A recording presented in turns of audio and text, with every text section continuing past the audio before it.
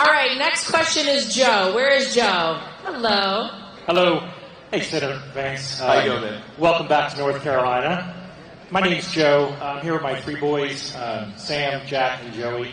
Good-looking crew? Yes. We're from Cornelius, North Carolina. I'm also a U.S. Army veteran, and thank you for your service.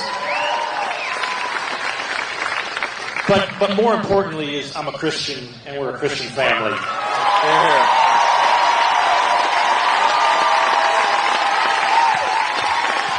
Jesus is Lord.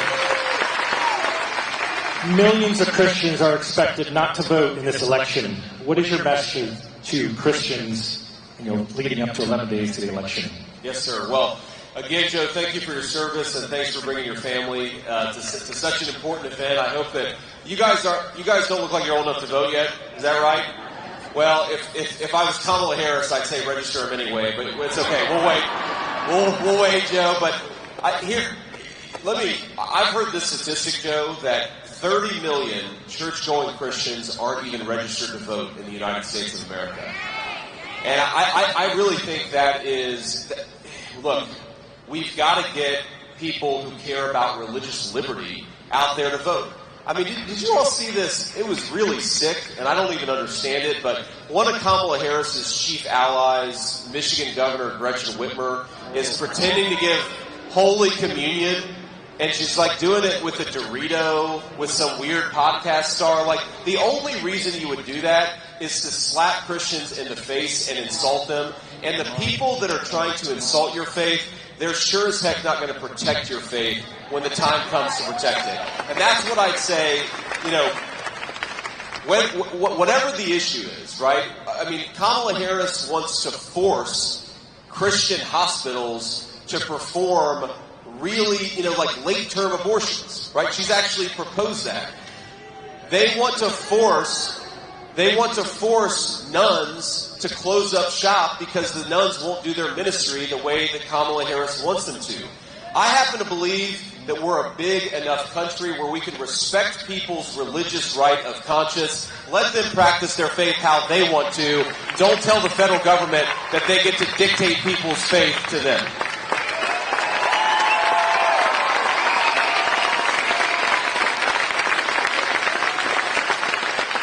And Joe, I mean, look, I'm a person of faith. I care very deeply about it. I go to church every Sunday, though sometimes not on the campaign trail because we're out on the campaign trail.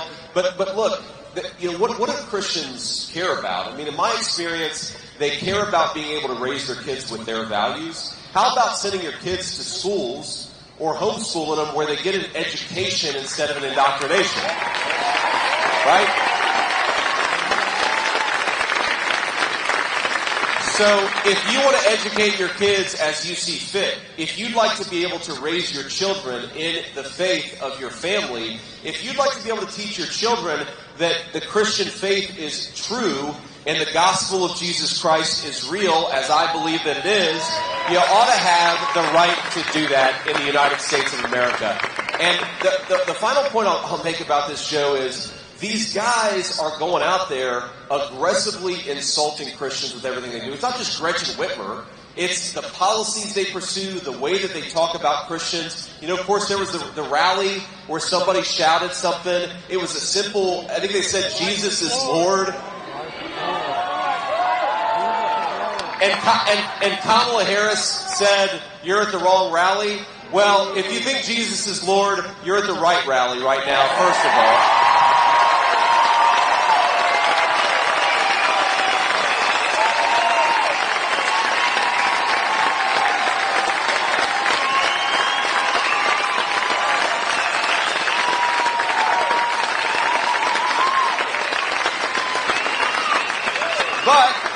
But I'll say this too, Joe. Even if you don't share my religious faith, I'm still going to fight for your right to practice your faith as you see fit, because my obligation is to the Constitution. It'd be good if Kamala Harris agreed. And how about the fact that when Donald Trump got back in the White House, we could finally again say Merry Christmas. That was nice. I heard Kamala doesn't like that very much, but that's okay. I am often reminded, time and time again, how close we are to World War III, JD. It's a very scary thing, I think, for a lot of people. And I think back to a time when Donald Trump was in the White House, first president in 82 years with no new wars under his leadership. We had the Abraham Accords, of course, in the Middle East, historic peace agreements that people said would never happen. Talk about, for a minute, if you would, why it's so important in this moment right now to have strong leadership in the White House, our commander-in-chief, the leader of the free world. We see things going on in the Middle East. We see what's happening with Russia and Ukraine. We see China, saber-rattling in the South China Sea. We see all of these things feeling rather unstable around the world. Why is it important that we have Donald Trump back there to make sure we stabilize things? Yeah, such a good question, and I didn't fully appreciate this, Laura, until I got into the United States Senate. And what even some of my Democrat colleagues will admit, of course when the cameras are off, but they will admit that the bad guys all over the world, they were kind of scared of Donald Trump, right? and that fear kept a lot of aggression in check, and it kept a lot of wars that otherwise would have started from starting in the first place. And why do you have Russia invading Ukraine during Kamala Harris's watch? And why do you have Iran and Hamas attacking Israel during Kamala Harris's watch? And why do you have China saber-rattling during Kamala Harris's watch? It's because who could possibly fear Kamala Harris? No one. Right? I don't even say that to make fun of Kamala Harris, a little bit for that reason. But more importantly, think about this. This is a woman who is terrified of softball media interviews, and we think that she's going to sit in a room with Vladimir Putin and Xi Jinping. Look, Laura, I was raised by a grandmother who was a devout Christian, by the way, but also loved the F word. She was a woman of many tensions. But my grandmother was tough. She was smart and she was tough. I can't imagine having somebody like Kamala Harris, who's terrified of her own friendly media negotiating on behalf of the United States. You think it's bad now, and it is bad now. It's only going to get so much worse because this stuff compounds on itself, right? One bad domino falls, and then another bad domino falls, and then all of a sudden, God forbid, you're in a major world conflict. And the other thing that Donald Trump, I think, the president really appreciated something that many American leaders have forgotten. President Trump appreciated that the most precious resource we have in the United States of America, and I know we've got a lot of folks here today who fit this description, is the people who put on the uniform and are willing to sacrifice their lives for their fellow citizens. That's an amazing thing.